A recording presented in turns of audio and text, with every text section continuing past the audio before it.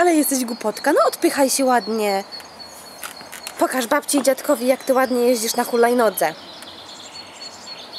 No pokaż. No wsiadaj. Szybciutko. No o tak, super. No pokaż im, jak jeździsz. No pokaż.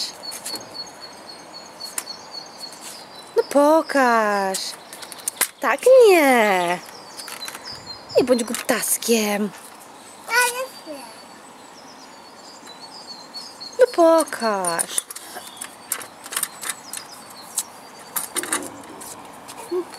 Ach, nie chcesz? Nie będziesz się popisywał?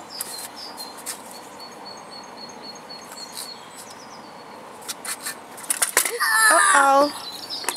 No chodź, mama ci pomoże. No, szybciutko.